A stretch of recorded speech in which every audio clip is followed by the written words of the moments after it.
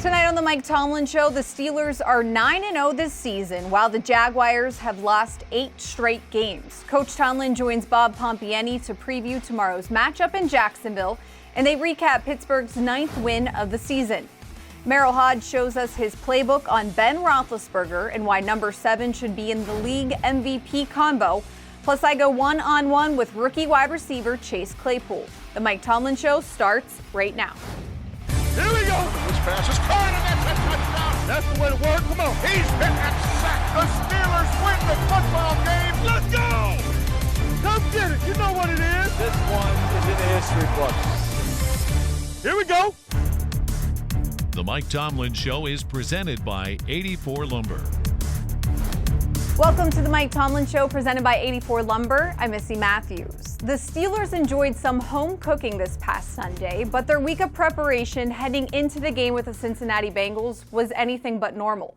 Quarterback Ben Roethlisberger was among a handful of players who weren't allowed in the team's facility until Saturday due to COVID-19 concerns. The Steelers fought through the adversity and beat the Bengals 36-10 at Heinz Field. So let's say good evening to Bob Pompeani, who's with Coach Tomlin, to talk about the team's 9th win of the season. Bob?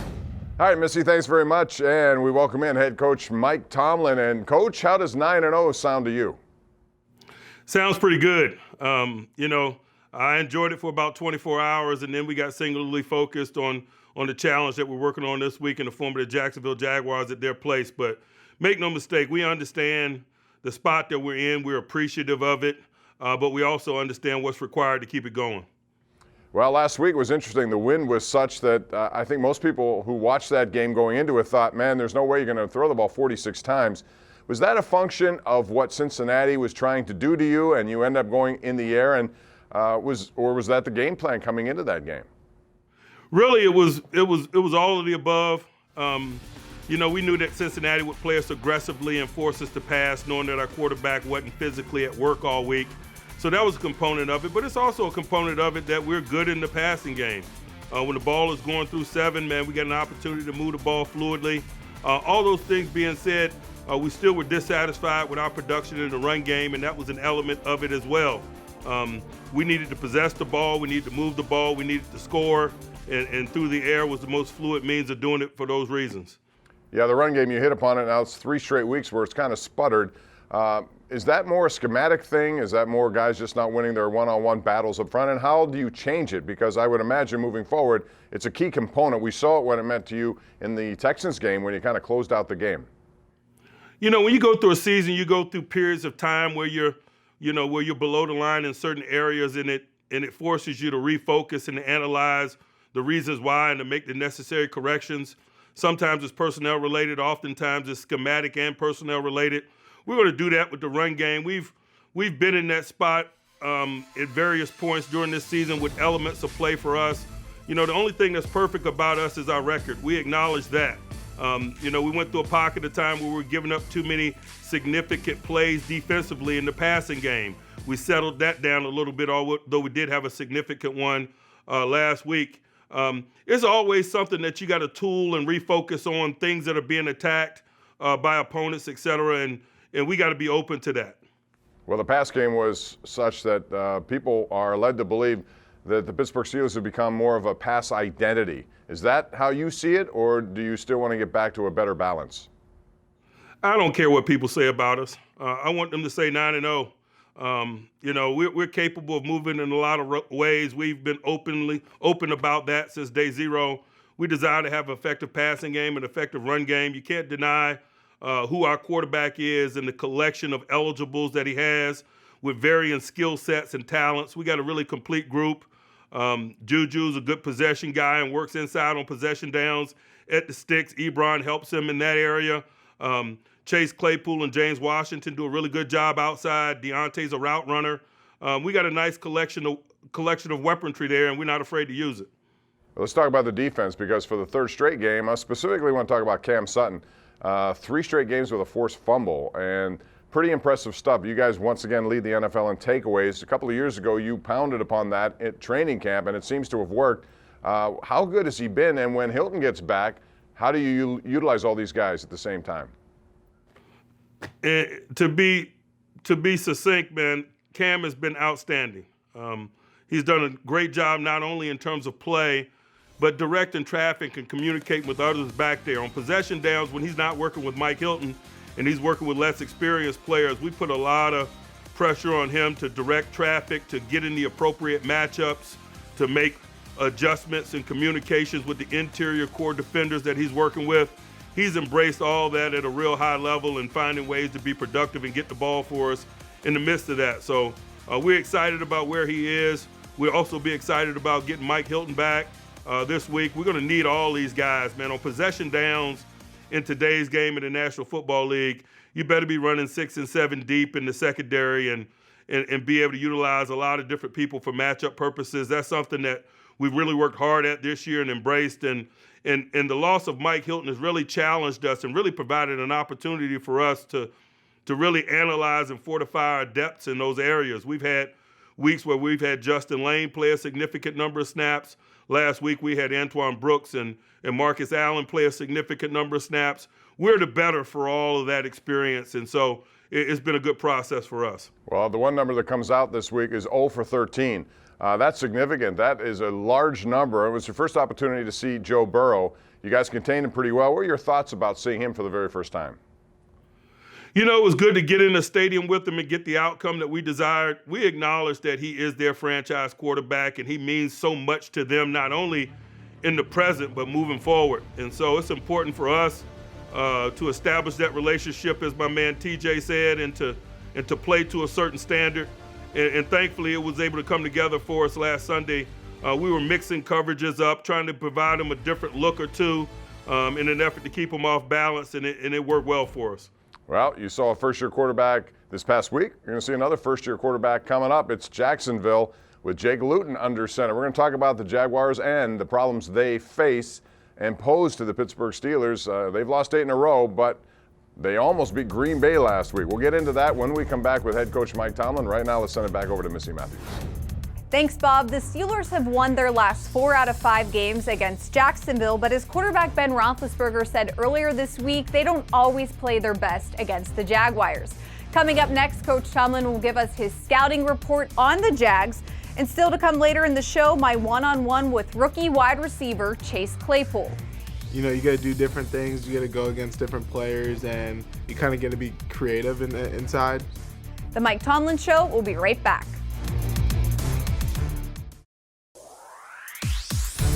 Welcome back, everyone. Tomorrow's game in Jacksonville will mark just the 3rd time in NFL history that a team with 9 consecutive or more wins will be going against a team on an 8 or more game losing streak. The Jags are 1-8, but in their last 2 losses, it only was by a total of 6 points. For more on Jacksonville and their undrafted rookie running back who is playing at a high level, let's check in once again with Bob and Coach. Guys? All right, Missy, thanks very much. Next up, it's a game at Jacksonville. And, Coach, a lot of people will use the terminology trap game. It comes between 2 AFC North games, specifically Baltimore on the other side of it. How do you address that with your players, and does it even come up? You know, I don't necessarily address it with our players. It's something that our players have to answer in regards to dealing with the media. You know, we're in the National Football League. We got respect for everyone. We understand the fine line that is between winning and losing at this level. We are not a Big Ten team. We're not playing a MAC opponent this week. This is an NFL football team we're playing, and we give them that level of respect because they deserve it, players and coaches. Gardner Minshew is out of this game. You're going to see another first-year quarterback in Jake Luton. He was a 6th-round pick. What do you see from him, and what problems does he pose? You know, the specific problems are our lack of familiarity with him.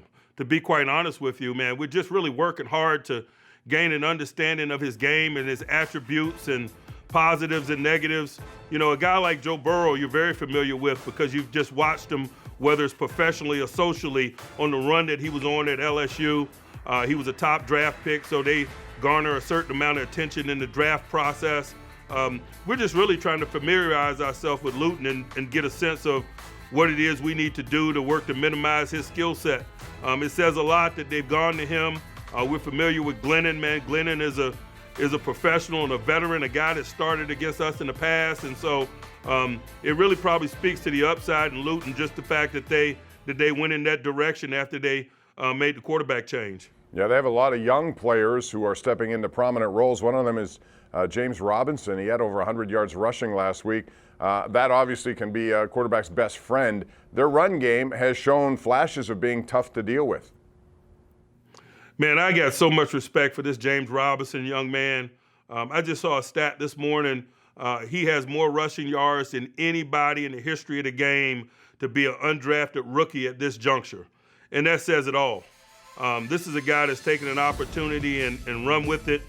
You see the spirit that he brings to competition. You see how his teammates rally around him. It's one of those heartwarming stories that all of us in this business have a level of respect and appreciation for. They all capable men. Some are given more opportunities than others. It really warms your heart to see a guy like him, undrafted, come in and earn his stripes and run away with it in the manner in which he has. Now, all those things being said, we got some work in front of us this week in terms of minimizing them, and we take that business very seriously. You said a couple of weeks ago on our show here that teams come after the Steelers, and what you have to guard against is, big plays against turnovers. They made a lot of them last week against Green Bay. A couple of interceptions. Sidney Jones made a big play for them. You saw Miles Jack pick up a fumble. They're going to be looking to punch out the ball, and I'm sure that's one of those things you're going to have to tell your team. Big time, and not only because of circumstance, but I know their defensive coordinator, Todd Wash, very well. It's a function of who they are. They're ball searchers. They're a fundamentalist group. They don't have a big menu. They play hard. They play fast. They play with physicality. They work to get the ball out in all circumstances, whether it's the quarterback or ball carriers or receivers. And so, it's business as usual for us. We better do a good job of taking care of the football if we want to increase our chances of winning. One other thing I saw when watching their game is the fact that their special teams was very good. They had a 91-yard kickoff return. They had 4 punts inside the 15. That made life miserable for Green Bay. And we saw, you guys in Dallas had some issues with that. How big of a component is that this week? It is a component, particularly when people are trying to level the playing field. The Bengals had a fake punt on us late in the game that gave them another possession. And so, we're starting to see a pattern in that area, and that's something that we need to work on. And like I mentioned before, there'll always be elements of play that will be challenging for us and things that we need to focus on, and that's something going into this one that has our attention. All right, when we come back, we're going to hit Mike Tomlin up with what he likes to do in his free time when it comes to TV watching. We all have a lot of time during the pandemic at times. What does Coach like to watch? We'll find out. Missy, let's go back over to you. All right, well, I know back in March when we were all quarantining, Coach Tomlin said he was into Tiger King, so I'm excited to see what show he is watching now. Coming up next here on the Mike Tomlin Show, the Steelers are the only team in the NFL with 3 players who have 400-plus receiving yards and 4 or more touchdown receptions. I had a chance to go one-on-one with one of them, rookie Chase Claypool, when we return.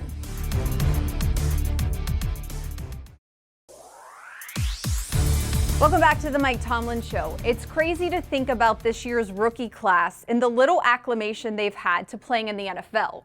From a virtual draft to no real offseason and then learning their playbooks over Zoom, these rookies have been through a lot. And despite it all, Steelers rookie wide receiver Chase Claypool has received high praises from his coaches and teammates all the way back to training camp. So far through 9 games, he has 9 touchdowns, and I had a chance to go one-on-one with him earlier this week. Chase Claypool with a leaping grab in traffic for the Steelers' 11-yard touchdown. It's Claypool with the touchdown catch. They just love Chase Claypool, his work ethic. And it's like every time we see him, he's got touchdowns and he has a big game. Into the end zone is Claypool for a Steelers touchdown. All right, Chase, 9 straight wins for you guys. Have you ever been part of this, a winning streak like this at any point in your football career? Yeah, so when I was with the Fighting Irish, we went 12-0 that season, and then we had 1 game before that. So this is definitely coming close to my longest win streak, for sure. What is the key? Coach Tomlin talks about it every week, taking it 1 game at a time, not trying to look too big picture. What did you learn from that experience that can carry over for this one? Yeah, I just think, there's teams that, you should beat by more than what you beat them by, and they come close because everyone's trying to beat the team who hasn't lost yet. Same thing for Notre Dame. We hadn't lost, and we had some close games against some teams that we should beat by more. So same thing with Dallas. Probably should beat Dallas by more, but they played a great game and they almost beat us. So not taking any team for granted and just taking it week by week is important to know. All right, sticking with the 9 theme, you have 9 touchdowns in 9 games. Do you have a favorite so far? My favorite touchdown is definitely my first touchdown. So from the 16, There's a Ben going to go deep down the far sideline. He's got his man. That ball is caught by Claypool, and Claypool to the end zone for the touchdown. That's something that's gonna, live with me for the rest of my life, and I think that one was the easy one. Ben has said all along, going no huddle, the empty set with the 4 wide receivers and Ebron on the field, that you guys are doing some special things, and a lot of it is him moving you guys around because everybody's comfortable in every position. Do you have a favorite position out on the field, and if so, why? Yeah, I like playing out wide, but I think it's fun to play inside as well sometimes. Just you got to do different things. You got to go against different players, and you kind of get to be creative inside. So I think it's a toss-up, but both have their different redeeming qualities. Of course, the guy throwing the football to Claypool is none other than quarterback Ben Roethlisberger. He said this week for him personally, it's not about going undefeated. The goal is to win a Super Bowl. He has been recharged since coming off his elbow surgery, and his teammates are following suit. In this week's playbook, Merril Hoge breaks down what makes number 7 so good in 2020.